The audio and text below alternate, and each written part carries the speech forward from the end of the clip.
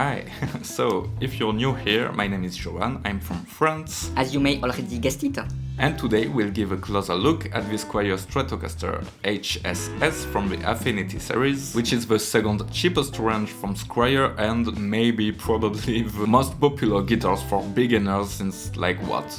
2 decades now. So I'll give my honest opinion about it, and of course we're gonna see how it sounds like. But before we dive in a bit more, let's jump into the specs real quick. So we have a poplar body here, on the thin side, so not full thickness, but I'll come back to that later. The Indian Laurel fretboard is dressing up a C-shaped maple neck with 21 frets. It comes with chrome hardware, so standard die-cast tuners and a 6-screws tremolo bridge, 2 ceramic single-coil pickups and the humbucker in bridge position, 1 volume and 2 tone controls, not to forget the 5-way switch of course. So nothing spectacular here, that's a Strat after all, and for the price it's a great entry to the Strat world, definitely.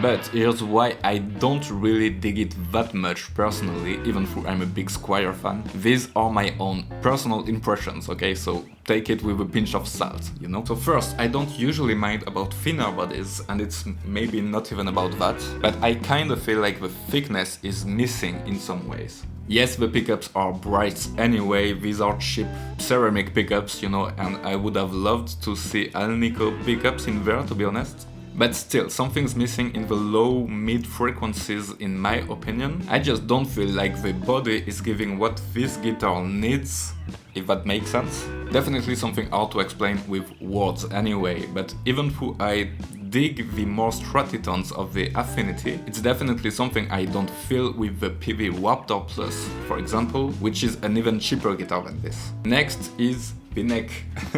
The 9.5-inch radius and medium jumbo frets definitely feels like home to me, but for some reasons I still have a bit of a hard time playing it. Maybe a little too thin to my taste, you know? But hey, again, that's just my own opinion about it. I'm sure lots of players would disagree, and that's all fine.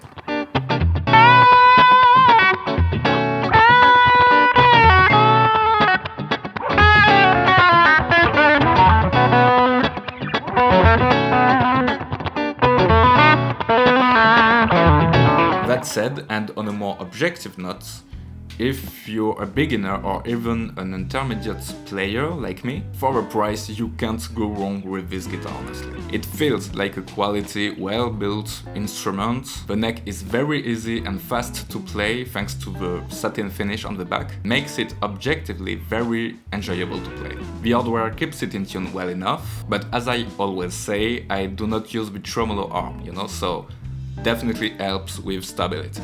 The pickup configuration allows you to explore many different styles, from blues to heavy rock with no problem at all, and even though to me it misses a little something, I still dig the tones you can get from this. I mean, honestly, I would have absolutely no problem gigging with it, it's great. So overall, a perfect guitar for beginners, or maybe someone who is a Les Paul guy, or again modern guitar addict looking for a first Strats with a more modern feel, it could be a great bet for you. Again, anyway, for that kind of money you really can't go wrong with it. So time to get some tones now, right?